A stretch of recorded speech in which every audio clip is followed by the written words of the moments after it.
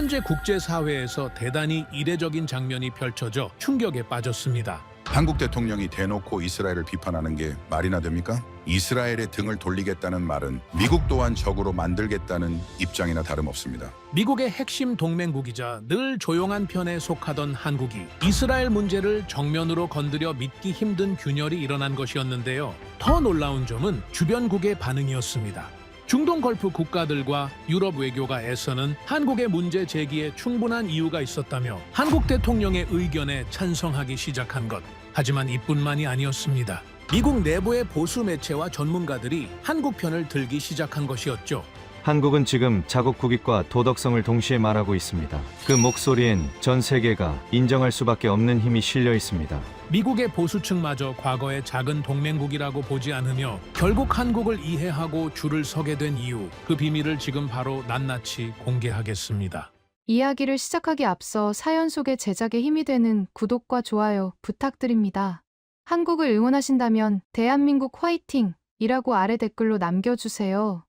저는 워싱턴 DC에서 국제정치 컨설턴트로 일하고 있는 크랙 알버트입니다. 국무부에서 외교 전략을 담당했고 백악관 외교안보자문위원을 지냈으며 중동과 동아시아 문제만 30년 가까이 다뤄왔습니다. 제가 이 자리에서 이 이야기를 꺼내는 건 그 30년의 경험이 단 몇 주 만에 흔들렸기 때문입니다.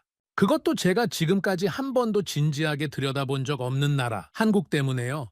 시작은 새벽 5시의 전화 한 통이었습니다. 크랙 지금 당장 뉴스 틀어봐. 한국이 이스라엘을 정면으로 건드렸어. 그것도 미국 보수 방송이 한국 논리를 두둔하는 방향으로 분석하고 있어. 전화를 건 건 국무부 시절부터 함께 일해온 동료 마크였습니다. 잠에 덜 깬 채로 수화기를 들었는데 그 목소리에는 평소와 다른 무언가가 실려 있었습니다. 마크는 웬만한 일로는 흥분하지 않는 사람입니다. 수십 년을 함께 일하면서 저는 그가 목소리를 높이는 걸 몇 번 보지 못했습니다. 그런데 그날은 달랐습니다. 저는 눈을 비비며 리모컨을 찾았습니다. 화면에는 분석 패널들이 줄지어 앉아 있었고 자막 아래로 한국 정상의 발언 내용이 흘렀습니다. 팔레스타인 민간인 피해 문제를 두고 한국 정부가 상당히 직접적인 입장을 밝혔다는 내용이었습니다. 놀라운 건 내용 자체가 아니었습니다. 미국 보수 방송의 패널 중 한 명이 한국 측 논리를 충분히 이해할 수 있다는 방향으로 분석하고 있었다는 점이었습니다. 문제는 발언이 아니야. 마크가 다시 말했습니다. 미국 보수층이 한국 논리를 받아들이기 시작했다는 게 문제야. 저는 그 말을 듣는 순간 뭔가가 딱 하고 걸렸습니다. 단순한 외교적 해프닝이 아닐 수 있다는 직감이었습니다. 하지만 그게 직감에 그칠 거라고 저는 그때까지도 생각했습니다. 솔직히 말하면 첫 반응은 황당함에 가까웠습니다. 한국은 제가 알고 있는 한 늘 조심스럽게 움직이는 나라였습니다. 특히 이스라엘 문제처럼 미국이 민감하게 여기는 사안에서는 더더욱 그랬죠. 그런 나라가 이렇게 공개적으로, 그것도 직접적으로 발언을 내놓았다는 건 선뜻 납득이 가지 않는 그림이었습니다. 저는 곧장 이스라엘 대사관 출신 지인인 데이비드 로젠에게 연락했습니다. 데이비드는 냉정하기로 유명한 사람입니다. 어떤 상황에서도 감정을 드러내지 않고 언제나 계산적으로 움직이는 인물이었습니다. 그런데 전화기 너머로 들려오는 그의 목소리는 처음부터 격앙되어 있었습니다. 크랙, 한국은 선을 넘었어. 위안부 문제와 팔레스타인을 연결하는 건 우리 입장에선 최악의 공격이라고. 그것도 미국의 핵심 동맹국이라는 나라가 공개적으로 한 말이야. 이해가 되지 않았습니다. 물론 불편한 발언이긴 했지만 이스라엘이 이렇게까지 격하게 반응할 일인가 싶었습니다. 데이비드의 반응 자체가 저를 혼란스럽게 만들었습니다. 무언가 제가 놓치고 있는 맥락이 있다는 느낌이었습니다. 그날 오후 워싱턴 싱크탱크 내부 회의가 있었습니다. 정기적으로 열리는 전략 분석 자리였는데 예상치 못하게 화제가 한국으로 쏠렸습니다. 평소 친이스라엘 성향이 강한 인물들이 자리를 채우고 있었는데 그중 한 명이 조심스럽게 입을 열었습니다. 한국이 저 정도까지 공개적으로 발언했다면 이유가 있는 거 아닐까요? 회의실이 조용해졌습니다. 단순한 침묵이 아니었습니다. 아무도 쉽게 반박하지 못하는 침묵이었습니다. 저는 그 공기가 불편했습니다. 왜냐하면 그 침묵 안에 제가 빠르게 정리하고 싶었던 무언가가 있었기 때문입니다. 또 다른 패널이 이어서 말했습니다. 한국은 식민지 지배와 전쟁의 상처를 직접 겪은 나라입니다. 민간인 피해 문제를 단순히 감정적으로만 보는 나라가 아니에요. 그 역사에서 나온 발언이라면 국제사회가 다르게 들을 수 있습니다. 제가 듣기에도 그 말은 틀리지 않았습니다. 그래서 더 불편했습니다. 회의가 끝난 뒤 사무실로 돌아와 책상에 앉았을 때 눈앞에 그날 오전에 받은 중동 안보 보고서가 펼쳐져 있었습니다. 무심코 집어들었는데 첫 페이지에서부터 예상하지 못한 내용이 나왔습니다. 걸프 국가들이 최근 한국산 방공 시스템과 자주포, 레이더 장비를 대규모로 검토하고 있다는 내용이었습니다. 사우디, UAE, 카타르를 포함한 여러 국가들이 미국 무기와의 비교 검토 단계를 넘어 한국 측과 실질적인 계약 논의를 진행 중이라는 현황 분석까지 담겨 있었습니다. 보고서 중간에는 중동 현지 군 고위 관계자의 발언이 인용되어 있었습니다. 미국 무기는 계약만 수년이다. 한국은 1년 안에 갖다 준다. 짧은 문장이었지만 그 안에 담긴 의미가 묵직하게 느껴졌습니다. 보고서 마지막 페이지에는 이런 분석 문장이 있었습니다. 한국은 미국이 빠진 공백을 메우는 새로운 전략 국가로 부상 중이다. 저는 그 문장을 2번, 3번 읽었습니다. 처음에는 과장된 분석이라고 생각하려 했습니다. 하지만 그날 아침부터 이어진 일들이 머릿속에서 하나씩 연결되기 시작했습니다. 마크의 긴급 전화, 보수 방송 패널의 분석, 데이비드의 격앙된 목소리, 회의실의 어색한 침묵, 그리고 지금 손에 들린 이 보고서까지 저는 처음으로 조심스러운 생각을 했습니다. 한국이 단순한 동맹국 이상의 무언가가 되고 있을지도 모른다고요. 그 순간 사무실 문이 열렸습니다. 한국계 미국인 연구원 에밀리 박이었습니다. 저희 싱크탱크에서 동아시아 분석을 맡고 있는 젊은 연구원이었습니다. 그녀는 들어오다가 제 손에 들린 보고서를 잠깐 봤고 제 표정을 읽었는지 멈추더니 조용히 말했습니다. 크랙, 당신은 아직도 한국을 1990년대 나라로 보고 있어요. 저는 아무 대꾸도 하지 못했습니다. 반박할 말이 없어서가 아니었습니다. 그 말이 정확히 어디를 찌르는 건지 알 것 같아서였습니다. 그날 밤 저는 처음으로 한국이라는 나라를 진지하게 들여다보기로 했습니다. 단순히 이번 발언의 배경을 파악하려는 게 아니었습니다. 제가 수십 년간 당연하게 여겨온 틀이 맞는 건지 그 틀 자체를 확인하고 싶었습니다. 그리고 솔직히 말씀드리자면 그날 밤은 제 30년 경력에서 가장 불편하고 당혹스러운 시간이 됐습니다. 사무실 창밖은 이미 완전한 어둠이었습니다. 컴퓨터 화면 빛만 남은 공간에서 저는 한국 관련 자료를 하나씩 열어가기 시작했습니다. 처음에는 가볍게 훑어볼 생각이었습니다. 이번 발언의 맥락 정도만 파악하고 일찍 자리에서 일어날 계획이었습니다. 하지만 페이지를 넘길수록 그게 불가능하다는 걸 금방 깨달았습니다. 가장 먼저 확인한 건 경제 규모였습니다. 세계 국내 총생산 순위에서 한국이 차지하는 위치, 제조업 부문의 경쟁 지표, 수출 품목 구성, 수치 하나하나를 따라가면서 저는 자꾸 멈추게 됐습니다. 반도체 시장에서의 점유율은 어떤 나라와도 비교하기 어려운 수준이었고 세계 조선 시장에서 한국이 차지하는 비중은 단순한 산업 통계를 넘어 전략 자원 수준의 이야기였습니다. 전기차 배터리 공급망에서의 위치, 원전 기술의 수출 현황, 자동차 산업의 글로벌 입지까지 어떻게 이 반도의 작은 나라가 이 많은 전략 산업에서 동시에 세계 상위권을 차지하고 있는 걸까요? 저는 관련 분야에서 30년 가까이 일해왔습니다. 그런데 한국의 산업 구조를 이렇게 구체적으로 들여다본 건 그날 밤이 처음이었습니다.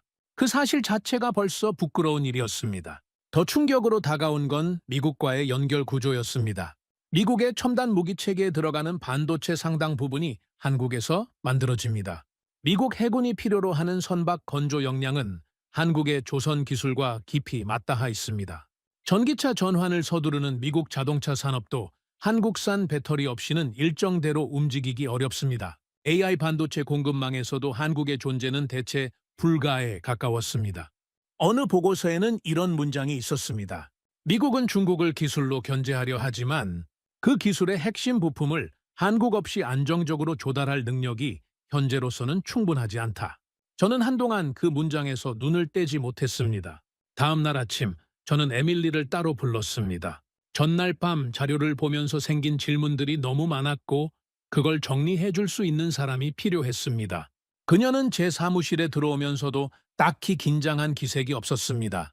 오히려 제가 더 불편했습니다. 저는 최대한 담담하게 운을 뗐습니다. 한국은 경제가 강하다는 건 이제 알겠어. 그런데 결국 안보 면에서는 미국에 기댈 수밖에 없는 구조 아닌가?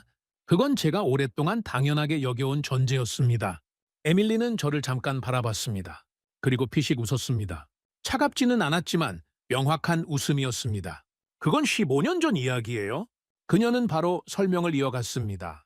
한국의 방위 산업이 단순 부품 조립 수준을 넘어 독자적인 전투 체계를 갖춰가고 있다는 것, 자체 개발한 전투기와 자주포와 잠수함이 이미 실전 배치 수준에 도달해 있다는 것, 걸프 국가들이 미국 무기 대신 한국 무기를 선택하는 이유가 단순히 가격 때문만이 아니라 납기와 유연한 대응 능력 때문이라는 것, 그리고 솔직히 말씀드리면 지금은 미국도 한국 없이는 군함도 첨단 무기도 AI 반도체도 제대로 못 만들어요. 그게 현실이에요.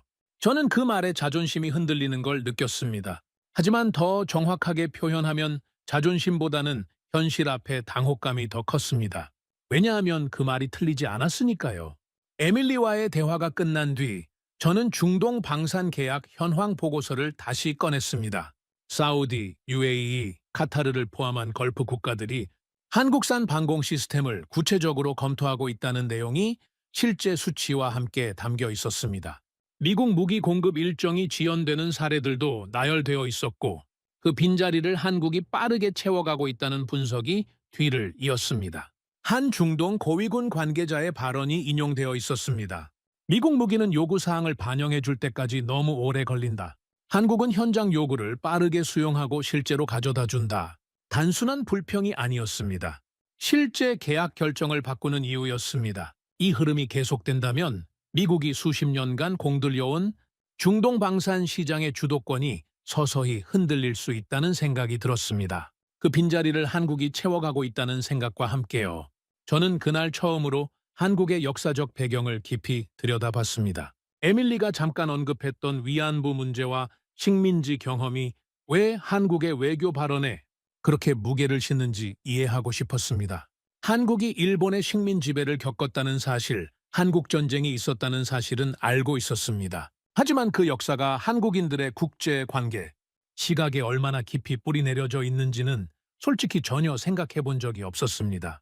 위안부 피해 여성들의 기록, 식민지 시기의 강제 동원, 역사 전쟁 당시 민간인 피해 자료들을 읽으면서 저는 천천히 이해하기 시작했습니다. 한국 정상의 발언이 왜 팔레스타인 민간인 문제와 연결되는지를요. 그건 감정적인 연결이 아니었습니다. 역사적 기억에서 비롯된 일관된 시각이었습니다. 에밀리가 했던 말이 다시 떠올랐습니다. 한국은 단순히 팔레스타인을 지지하는 게 아니라 자신들의 역사와 연결해서 보고 있다는 말. 처음엔 그게 감정적 접근처럼 느껴졌지만 지금은 달리 보였습니다. 오히려 그 논리가 국제사회에서 설득력을 갖는 이유가 바로 거기에 있었습니다. 피해를 직접 경험한 나라가 하는 말은 강대국이 원칙을 말하는 것과 무게가 달랐습니다. 미국 보수층조차 한국 논리를 이해하기 시작했다는 마크의 말이 비로소 맥락이 잡혔습니다. 저는 그날 밤 늦게까지 사무실을 지켰습니다. 퇴근 시간이 한참 지난 줄도 몰랐습니다. 뭔가에 이끌린 것처럼 자료를 넘기고 또 넘겼습니다. TV를 틀자 미국 보수 방송의 심야 패널 프로그램이 흘러나왔습니다.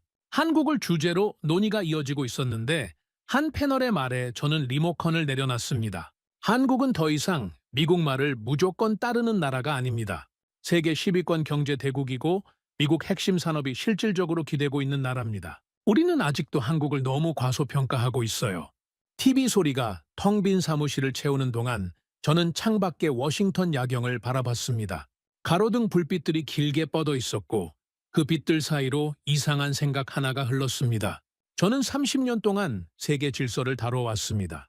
미국이 어떻게 동맹을 관리하는지, 어떻게 영향력을 유지하는지를 몸으로 익혀온 사람입니다.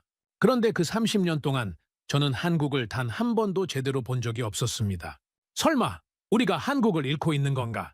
혼잣말은 사무실 벽 어딘가로 사라졌지만 그 질문은 사라지지 않았습니다. 오히려 그날 밤을 기점으로 그 질문은 제 안에서 점점 더 커져가기 시작했습니다. 그 질문이 제 안에 자리 잡은 뒤 저는 가만히 있을 수 없었습니다. 30년 동안 외교 전략가로 살아온 사람에게 불확실성이란 용납되지 않는 것입니다. 모르면 확인하고 확인이 안 되면 직접 움직이는 것. 그게 제가 이 일을 해온 방식이었습니다. 그래서 저는 제 인맥망을 가동하기로 했습니다. 한국이 정말로 제가 눈치챈 것만큼 크게 달라진 나라인지 아니면 제가 며칠 동안 지나치게 예민해진 건지를 확인하고 싶었습니다. 가장 먼저 움직인 건 걸프 지역 방산 담당자들과의 비공개 화상회의였습니다. 사우디, UAE, 카타르 측과 각각 접촉해 비공식 채널로 미팅을 잡았습니다. 표면적인 목적은 미국산 방공체계 패키지를 다시 논의해보는 자리였습니다. 몇 가지 계약이 지지부진하게 흘러가고 있었고 저는 그 흐름을 바로잡고 싶었습니다. 그리고 솔직히 말하면 한국에 대한 제 불안감을 직접 확인해보고 싶은 마음도 있었습니다. 화상 화면에 나타난 UAE 군 관계자의 표정은 처음부터 사무적이었습니다. 저는 최근 미국 측이 준비한 방어체계 업그레이드 패키지를 설명하기 시작했습니다. 성능 지표, 납기 일정, 지원 조건까지 꼼꼼하게 준비한 자료였습니다. 하지만 그는 자료 화면을 보는 동안 별다른 반응을 보이지 않았습니다. 그러다 그가 먼저 말을 꺼냈습니다. 크랙, 우리는 지금 한국 측 제안도 함께 검토하고 있습니다. 솔직히 말하면 미국 측보다 한국 쪽이 더 구체적으로 움직이고 있어요. 저는 속으로 숨을 삼켰습니다. 미국은 회의만 길고 실제 인도까지 너무 오래 걸립니다. 우리는 빠른 결정이 필요해요. 한국은 빠르고 약속을 지키고 성능까지 예상보다 낮습니다. 정치적인 조건도 미국보다 훨씬 적고요. 그 말의 끝에 무거운 침묵이 흘렀습니다. 정치적인 조건이 적다는 말. 그 문장은 단순한 칭찬이 아니었습니다. 미국이 무기를 팔 때 함께 따라오는 수많은 전제 조건들, 인권 문제나 민주주의 관련 압박, 의회 승인 절차 등을 우회할 수 있다는 뜻이었습니다. 그리고 그 자리에서 저는 처음으로 피부로 느꼈습니다. 한국이 중동에서 미국의 자리를 실질적으로 잠식하고 있다는 걸요. 화상회의가 끝난 뒤 저는 잠시 화면 꺼진 모니터를 바라봤습니다. 미국 무기는 절차를 밟고 있다는 생각이 다시 떠올랐습니다. 우리는 최고의 무기를 갖고 있다고 자부했지만 실제 구매자들이 원하는 건 절차가 아니라 결과였습니다. 그리고 결과를 빠르게 가져다주는 쪽이 한국이라면 시장의 선택은 명확했습니다. 며칠 후 저는 다시 데이비드 로젠을 만났습니다. 그는 이번에도 신경질적인 상태였습니다. 지난번보다 더 지쳐 보였고 눈밑이 어두웠습니다. 그는 자리에 앉자마자 말을 쏟아냈습니다. 한국은 위안부 문제를 팔레스타인 민간인 피해와 연결하면서 국제사회에서 도덕적 우위를 가져가고 있어. 그 논리가 미국 보수층까지 흔드는 거야. 미국 보수층이 흔들리면 우리가 의회에서 쌓아온 지지 기반이 무너지기 시작한다고. 저는 그의 말을 들으면서 예전보다 훨씬 복잡한 감정을 느꼈습니다. 데이비드의 분석은 맞았습니다. 하지만 그 분노의 방향이 저는 더 이상 자연스럽게 느껴지지 않았습니다. 문제는 한국이 말해서가 아니야. 데이비드는 손으로 탁자를 짚으며 말했습니다. 이제는 세계가 한국말을 듣는다는 거지. 그게 진짜 문제야. 그 말은 분노에서 나온 것이었지만 동시에 인정이기도 했습니다. 그는 자신이 두려워하는 바를 정확히 짚고 있었습니다. 저는 데이비드와 헤어진 뒤 에밀리에게 연락했습니다. 그녀에게 가져오도록 요청했던 자료들이 도착해 있었습니다. 한국의 방산 수출 현황, 주요 공급망 구조, 외교 전략 분석 자료들이었습니다. 에밀리는 자료를 내려놓으며 담담하게 설명을 시작했습니다. 한국은 이미 미국, 유럽, 중동, 동남아시아를 연결하는 핵심 공급망 국가가 됐어요. 반도체, 배터리, 조선, 원전, 무기, 전쟁과 위기의 시대에 필요한 걸 거의 다 가지고 있는 나라예요. 저는 그래도 안보는 미국 없이 안 되잖아 라고 말했습니다. 그 말이 제 입에서 나오면서도 왜인지 예전만큼 확신이 실려 있지 않다는 걸 스스로 느꼈습니다. 에밀리는 잠시 저를 바라봤습니다. 크랙, 당신들은 아직도 한국이 미국 도움 없이는 아무것도 못한다고 생각하죠. 그런데 지금은 반대로 물어봐야 해요. 미국은 한국 없이 버틸 수 있냐고요. 그 말은 단순한 반박이 아니었습니다. 숫자로 뒷받침된 냉정한 현실 인식이었습니다. 저는 그 자리에서 더 이상 반론을 이어가지 않았습니다. 이틀 뒤 워싱턴 안보 포럼이 열렸습니다. 정기적으로 열리는 비공개 행사였는데 이번에는 아시아 전략과 동맹 재편 문제가 주요 의제로 올라 있었습니다. 저는 참석자 명단을 보면서 평소보다 긴장감이 느껴졌습니다. 국방과 외교 라인의 주요 인사들이 한자리에 모이는 자리였으니까요. 회의 시작 무렵 사회자가 최근 작성된 비공개 분석 보고서 한 편을 참석자들에게 배포했습니다. 보고서 제목이 눈앞에 들어왔습니다. 한국은 동맹국인가? 새로운 독자 세력인가? 저는 표지를 넘기면서 눈이 빠르게 내용을 쫓았습니다. 보고서는 한국이 미국 동맹 체제 안에 있으면서도 독자적인 노선을 구축하고 있다는 분석으로 시작했습니다. 반도체, 조선, 방산, 에너지 등 전략, 자산 분야에서 한국의 독자 교섭력이 빠르게 커지고 있다는 현황이 구체적인 수치와 함께 정리되어 있었습니다. 그리고 마지막 페이지에 이런 문장이 있었습니다. 한국은 다음 시대의 핵심 스윙 스테이트가 될 가능성이 높다. 스윙 스테이트.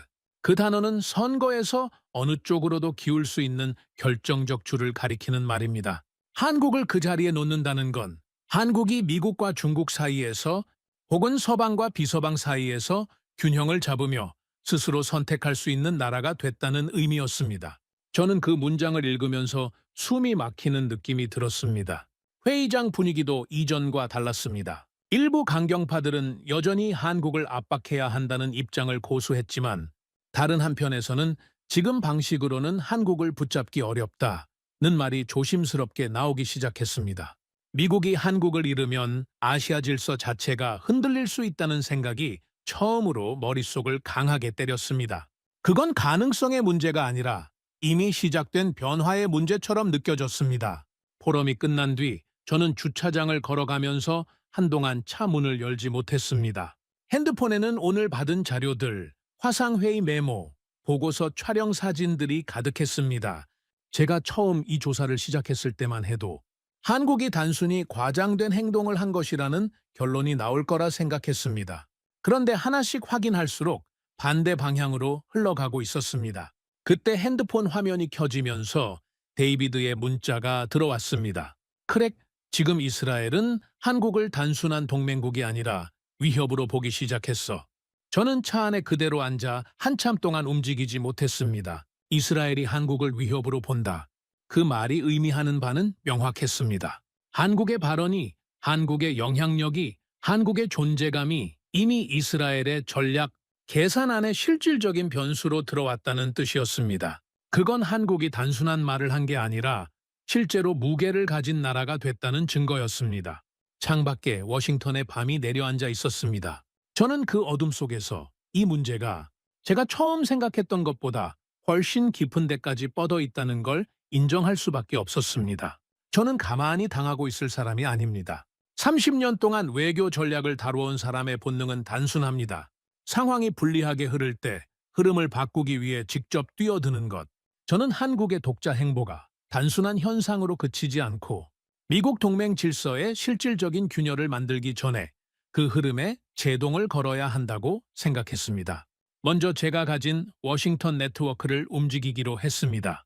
보수 성향의 싱크탱크 몇 곳, 친이스라엘 성향의 칼럼니스트와 방송 패널들에게 조심스럽게 접촉했습니다.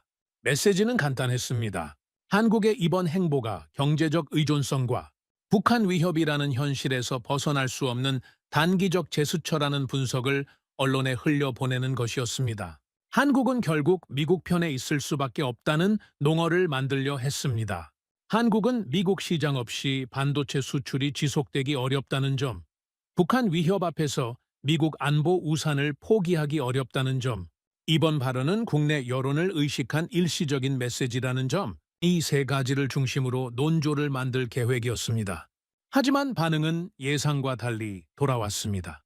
연락을 취한 칼럼니스트 중 한 명은 솔직히 말하면 나도 그렇게 단순하게 보기 어렵다고 했습니다. 또 다른 패널은 이제는 한국도 자국 국익을 우선하는 시대다. 그게 왜 문제냐고 오히려 반문했습니다.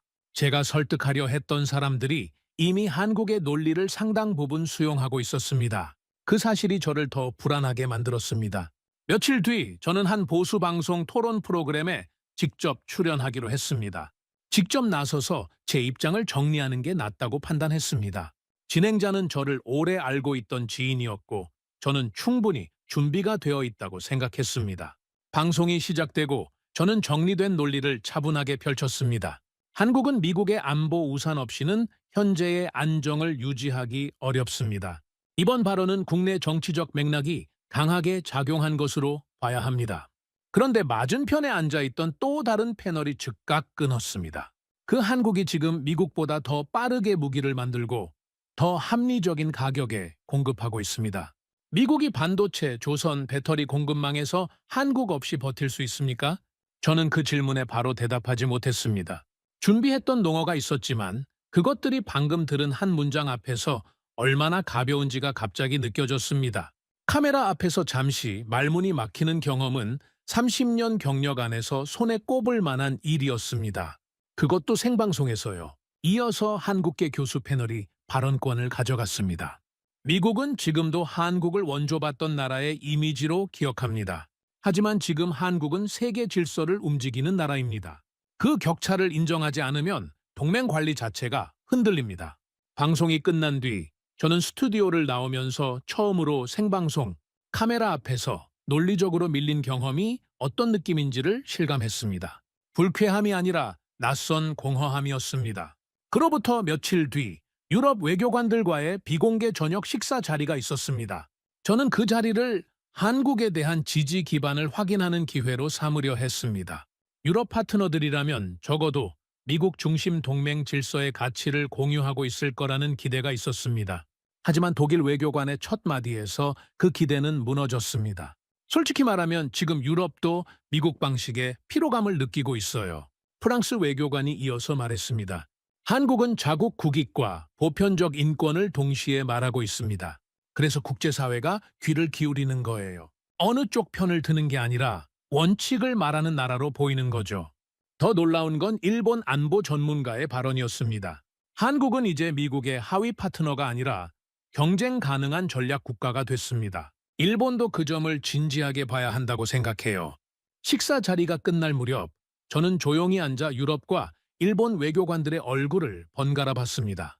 이들 중 누구도 한국의 편을 특별히 드는 사람이 아니었습니다. 각자의 국익과 전략적 시각에서 발언하고 있었는데 그 결론이 모두 같은 방향을 가리키고 있었습니다.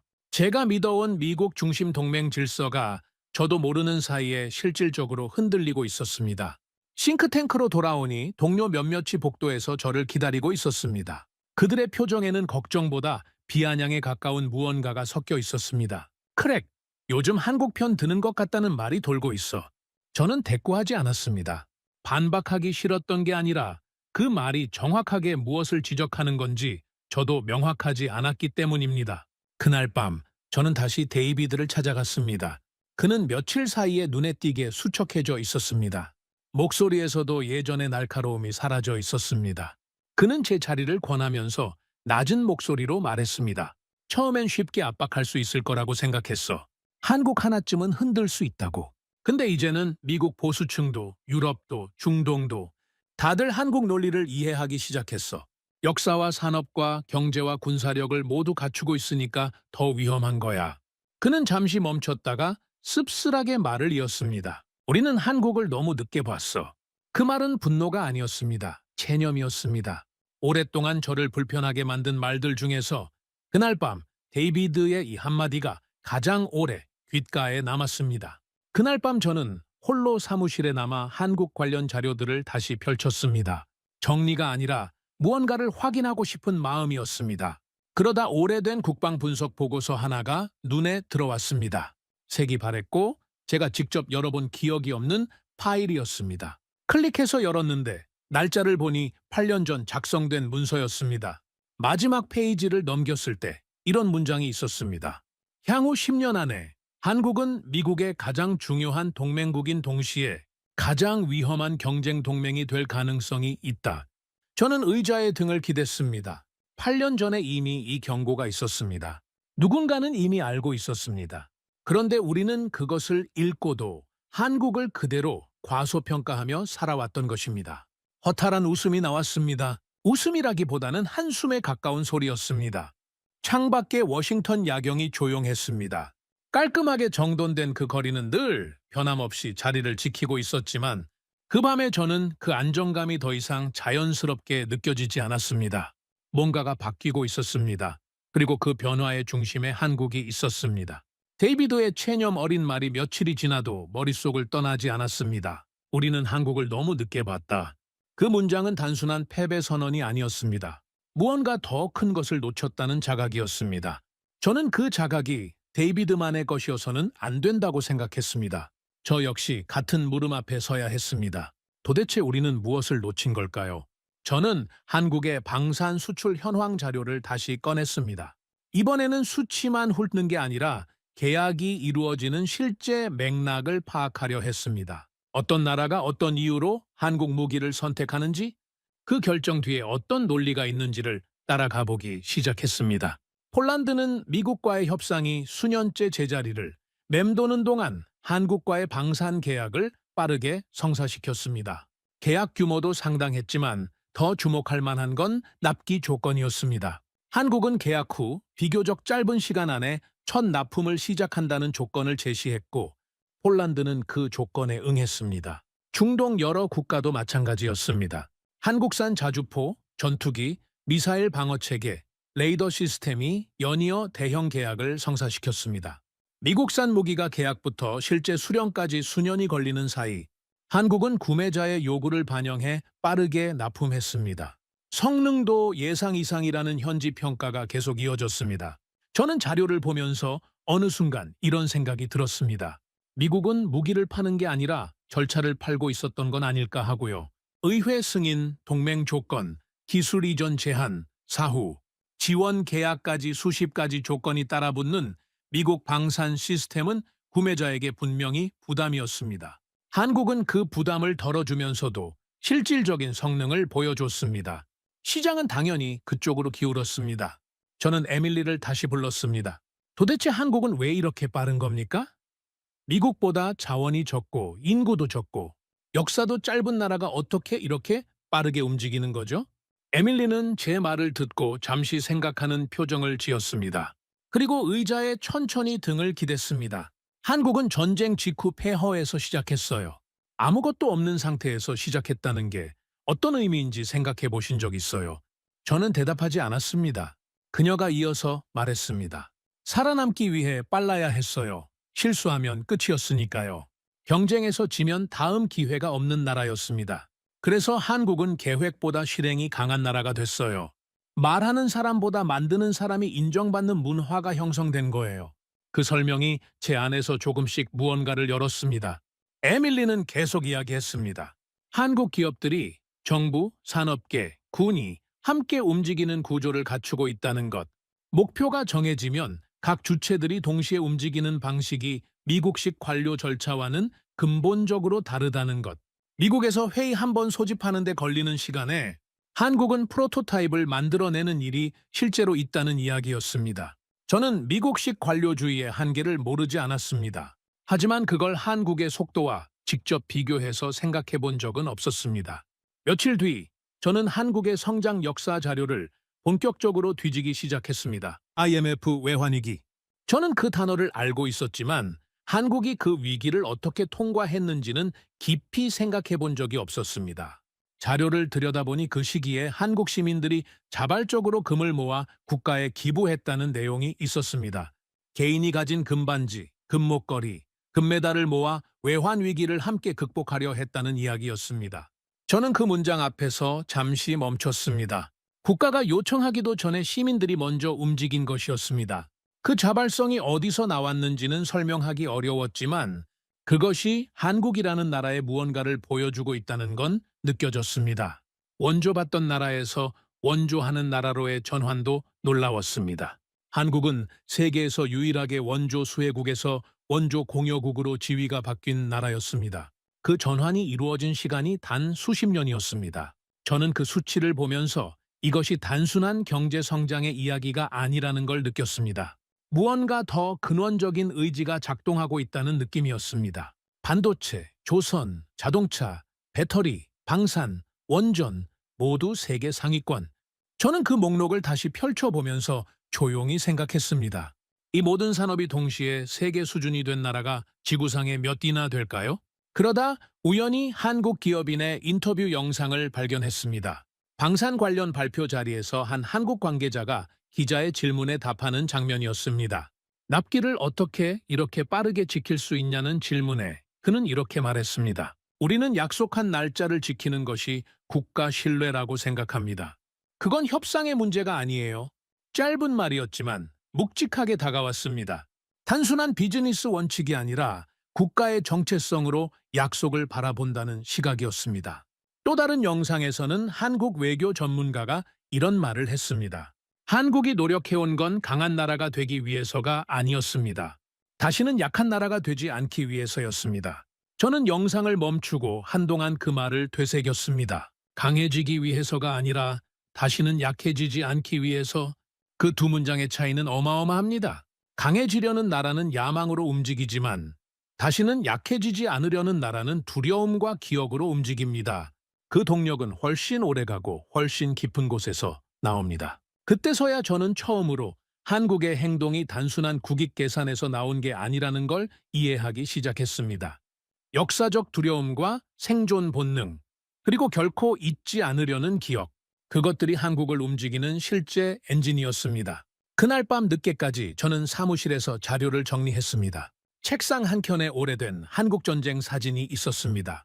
출처를 확인하려 프린트한 거였는데 무심코 집어들었습니다. 폐허가 된 서울 거리, 울고 있는 아이들, 미군 트럭 옆에 선 피난민들의 모습이 담겨 있었습니다. 바로 옆에는 최근 한국의 야경 사진이 있었습니다. 제가 참고용으로 프린트한 자료였는데 초고층 빌딩들이 이루는 스카이라인, 세계 최고 수준의 도시 풍경, 반도체 공장의 깔끔한 정형이 담겨 있었습니다. 저는 두 장을 나란히 놓고 바라봤습니다. 사진과 사진 사이에는 수십 년의 시간이 있었습니다. 그 시간 동안 저 폐허 속 나라가 이 자리까지 온 것이었습니다. 경제 통계로는 설명되는 숫자지만 눈앞에 두 장의 사진으로 보니 숫자가 아니라 이야기로 느껴졌습니다. 저는 한참을 그 두 장의 사진 앞에 앉아 있었습니다. 저 폐허 속 나라가 어떻게 여기까지 온 거지? 처음으로 두려움이 아닌 다른 감정이 생겼습니다. 쉽게 이름 붙이기 어려운 감정이었지만 가장 가까운 단어를 고르자면 존경이었습니다. 한국을 존경한다는 감정이 생겼다는 건 동시에 불편한 의미이기도 했습니다. 30년 동안 저는 미국의 외교 전략가로 살았습니다. 미국 중심 질서를 당연하게 여기고 동맹국들은 결국 그 질서 안에서 움직인다라고 믿었습니다. 그런데 지금 저는 그 질서 안에 있는 한 나라를 존경하기 시작하고 있었습니다. 그것도 미국의 뜻대로 움직이지 않는 나라를요. 그 감정의 의미를 정리하기도 전에 워싱턴은 다른 방향으로 움직이고 있었습니다. 미국 국방과 외교 라인에서 한국의 독자 행보를 두고 경고음이 커지기 시작했습니다. 비공개 회의에서 한국이 이스라엘 문제를 계기로 미국 외교 노선을 흔들기 시작했다는 주장이 나왔습니다. 한국이 중동, 중국, 유럽을 동시에 활용하려 한다는 분석도 등장했습니다. 그리고 지금 제동을 걸지 않으면 한국은 미국 영향권 밖으로 나갈 수 있다는 결론이 나왔습니다. 더 나아가 한국 반도체와 배터리, 방산 분야에 대한 의존도를 줄여야 한다는 주장까지 나왔습니다. 저는 그 말을 들으면서 묘한 불편함을 느꼈습니다. 한국에 대한 의존도를 줄인다는 건 말은 쉬웠습니다. 하지만 실제로 그게 가능한지 생각해보면 결국 미국 스스로 더 큰 비용과 시간을 감수해야 한다는 뜻이었습니다. 한국을 견제함으로써 미국이 더 강해지는 게 아니라 오히려 스스로 중요한 공급망을 잘라내는 결과가 될 수 있었습니다. 우리가 한국을 견제하면 정말 미국이 더 강해질까? 그 의문이 입 밖으로 나오지는 않았지만 회의실을 나오는 내내 머릿속을 맴돌았습니다. 데이비드가 따로 연락을 해왔습니다. 만나자고 했습니다. 우리는 조용한 카페에서 마주 앉았습니다. 그는 이전보다 훨씬 초조해 보였습니다. 커피를 마시는 손이 가볍게 떨렸습니다. 한국을 국제적으로 압박해야 해. 경제 압박이 효과적일 거야. 한국은 수출 의존도가 높으니까 흔들 수 있어. 특히 방산과 반도체 분야. 저는 그의 말을 들으면서 처음으로 강하게 반발하고 싶어졌습니다. 데이비드, 그건 20년 전 방식이야. 제 목소리가 평소보다 단단했습니다. 지금 한국은 그런 압박에 쉽게 무너지지 않아. 오히려 한국이 공급망에서 빠져나가면 우리가 더 힘들어질 수 있다고. 데이비드는 충격받은 표정으로 저를 바라봤습니다. 그가 아마도 기대했던 반응이 아니었을 겁니다. 우리 사이에 어색한 침묵이 흘렀습니다. 그 침묵은 단순한 의견 차이가 아니라 우리가 지금 같은 방향을 보고 있지 않다는 걸 서로 확인하는 시간이었습니다. 그날 이후 저는 에밀리를 다시 찾았습니다. 이번에는 전략 분석이 아닌 좀 더 근원적인 질문을 하고 싶었습니다. 저는 그녀에게 솔직하게 물었습니다. 한국은 왜 그렇게까지 독립성을 원하는 겁니까? 동맹 안에서도 충분히 성장할 수 있는데 에밀리는 한참 창밖을 바라보다가 조용히 말했습니다. 한국은 너무 오랫동안 강대국들 사이에서 휘둘려 왔어요. 일본, 미국, 중국, 러시아 언제나 누군가의 선택을 강요받았습니다. 냉전 시대에도 그 이후에도 한국이 원하는 게 뭔지 묻는 나라는 없었어요. 그녀는 잠시 멈췄다가 이어서 말했습니다. 지금 한국은 처음으로 자기 목소리를 낼 힘이 생긴 거예요. 미국을 배신하는 게 아니라 더 이상 누구에게도 끌려가지 않겠다는 거죠. 그게 왜 잘못된 건지 저는 모르겠어요. 저는 그 말 앞에서 한동안 아무것도 말하지 못했습니다. 그건 단순한 분석이 아니었습니다. 에밀리는 한국계 미국인으로서 자신의 뿌리에 담긴 역사를 말하고 있었습니다. 그 말이 가진 무게가 달랐습니다. 저는 처음으로 한국의 행동을 다른 시각으로 바라보기 시작했습니다. 배신이 아니라 독립, 이탈이 아니라 자기 결정. 그 전환이 제 안에서 천천히, 그러나 분명하게 일어나고 있었습니다. 하지만 워싱턴은 그런 저를 기다려주지 않았습니다. 복도에서, 회의 전후에, 그리고 동료들 사이에서 저에 대한 시선이 달라지고 있다는 걸 느꼈습니다. 크랙이 요즘 한국 편 드는 것 같다는 말이 돌고 있다는 건 여러 경로로 전해졌습니다. 어떤 동료는 직접적으로 말했습니다. 너무 오래 현장을 떠나 있으니까 감각이 무뎌진 것 아니냐. 그 말이 자존심을 건드렸습니다. 하지만 저를 더 힘들게 만든 건 그 말에 완전히 반박할 수 없다는 느낌이었습니다. 제가 정말 흔들리고 있다는 게 맞으니까요. 다만 흔들리는 방향이 감각을 잃어서가 아니라 새로운 현실을 받아들이는 과정이라고 저는 생각했습니다. 그 차이를 설명하는 게 쉽지 않았습니다. 그날 밤 저는 혼자 사무실 근처 조용한 술집에 앉았습니다. 유리잔을 손에 쥔 채로 오래 생각에 잠겼습니다. 지난 몇 주 동안 제가 확인한 것들이 머릿속에서 이어졌습니다. 걸프 국가들의 한국 방산 선택, 유럽 외교관들의 한국 평가, 에밀리 박의 말들, 데이비드의 체념, 그리고 두 장의 사진. 우리는 한국을 잃고 있는 걸까? 아니면 한국이 원래 있어야 할 자리를 찾아가는 걸까? 중얼거림은 소리 없이 흘렀습니다. 그날 밤 늦게 사무실로 돌아온 저는 책상 서랍에서 한국 대통령의 발언 전문을 다시 꺼냈습니다. 처음 사건이 터졌던 날 마크에게 받은 번역 자료였습니다. 대한민국의 국익과 보편적 인권을 위해 할 수 있는 일을 더 열심히 찾아야만 한다. 처음 이 문장을 읽었을 때 저는 정치적 수사라고 생각했습니다. 국내 여론을 의식한 선언이라고 봤습니다. 그런데 지금 다시 읽으니 다르게 들렸습니다. 국익과 보편적 인권을 동시에 말하는 나라. 자국의 이익을 챙기면서도 세계가 외면하지 말아야 할 인권의 문제를 함께 언급하는 나라. 그건 강대국의 언어였습니다. 단순히 경제력이 있다는 의미가 아니라 세계 앞에서 자신의 입장을 정직하게 말할 수 있는 나라라는 의미에서요. 저는 창밖의 워싱턴 야경을 천천히 바라봤습니다. 한국은 미국을 버리려는 게 아니었다. 조용히 중얼거렸습니다. 그들은 처음으로 스스로를 지키려는 거였다. 그 문장이 입에서 나오는 순간 무언가가 정리되는 느낌이 들었습니다. 완전한 정리는 아니었습니다. 여전히 불편하고 여전히 복잡했습니다. 하지만 적어도 그날 밤 저는 한국이 무엇을 원하는지만큼은 이해했습니다. 그리고 그 이해가 제가 다음에 해야 할 일을 조용히 가리키고 있었습니다. 이해한다는 것과 인정한다는 것은 다릅니다. 저는 한국이 무엇을 원하는지를 이해하기 시작했습니다. 하지만 그 이해를 공개적으로 인정하는 일은 아직 다른 차원의 문제였습니다. 워싱턴이라는 공간 안에서 미국 외교 전략가로 살아온 제 정체성 안에서 그것은 쉬운 일이 아니었습니다. 저는 아직 그 사이 어딘가에 서 있었습니다. 그 균형이 무너진 건 워싱턴에서 열린 비공개 국제안보 포럼 자리였습니다. 주제는 중동 에너지 위기와 동맹 재편이었습니다. 미국, 이스라엘, 유럽, 그리고 아시아 각국에서 전문가들이 모여들었습니다. 회의 초반만 해도 분위기는 예상 가능한 방향이었습니다. 기존 질서를 유지해야 한다는 입장들이 반복됐고 각국은 자국의 이익을 조심스럽게 포장해서 발언했습니다. 그런데 한국 측 대표가 발언대에 섰습니다. 그는 차분하게 시작했습니다.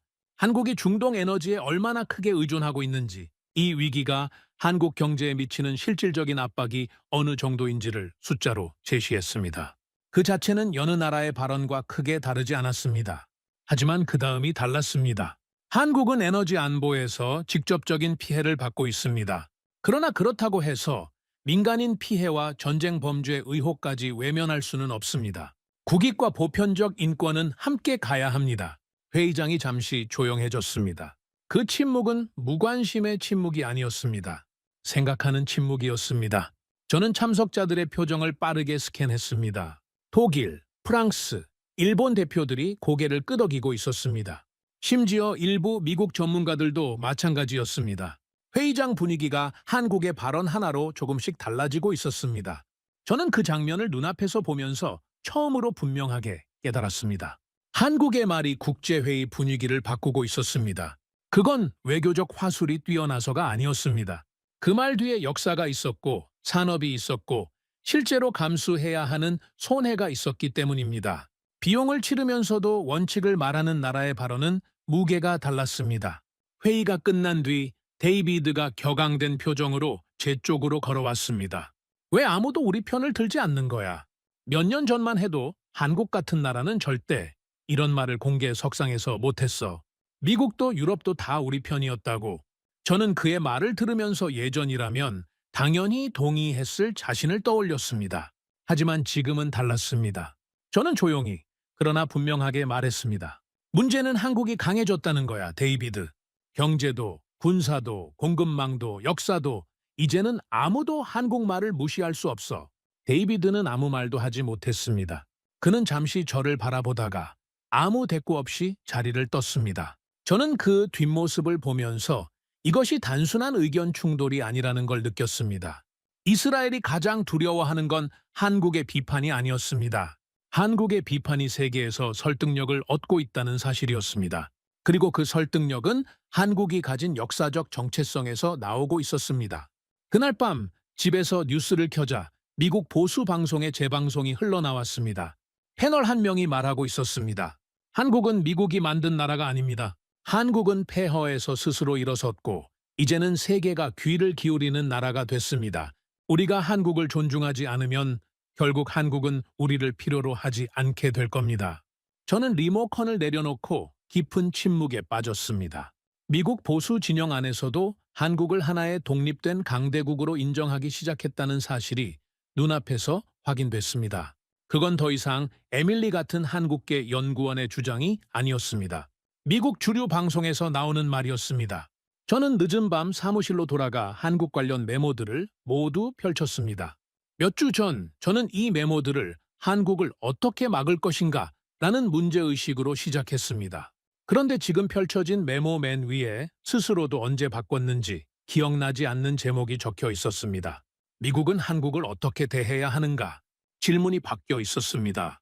저는 한국의 강점을 다시 정리했습니다. 경제력, 방산기술, 반도체와 조선과 배터리 공급망, 이 모든 것이 한국의 힘이었습니다.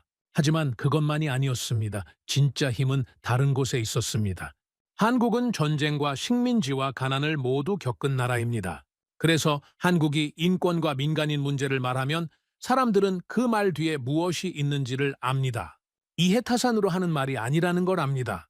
그 신뢰가 국제사회에서 한국의 발언을 움직이게 만드는 실제 동력이었습니다. 그리고 한국은 약속을 지킵니다.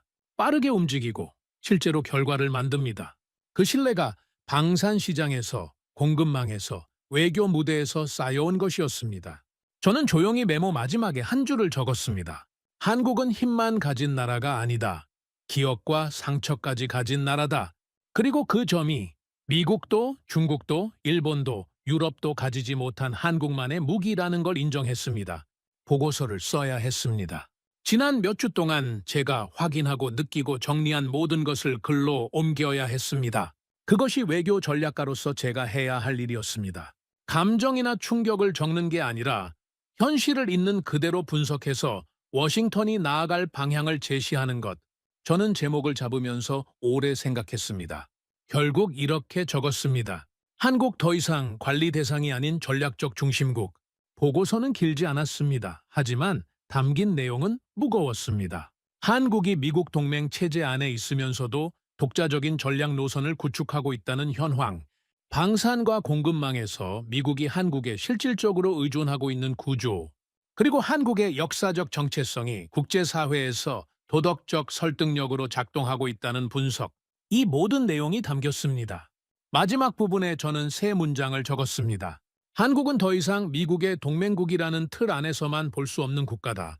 한국은 앞으로 국제 질서의 방향을 결정할 수 있는 핵심 국가가 될 가능성이 높다. 미국은 한국을 통제하려 해서는 안 된다. 오히려 한국과 어떻게 공존할지를 고민해야 한다. 보고서를 완성한 뒤 제출했습니다.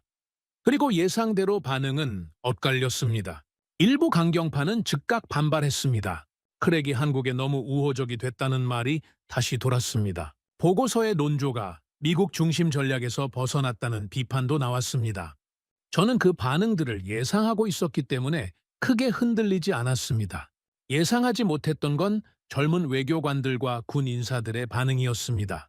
그들 사이에서 보고서가 빠르게 공유됐습니다.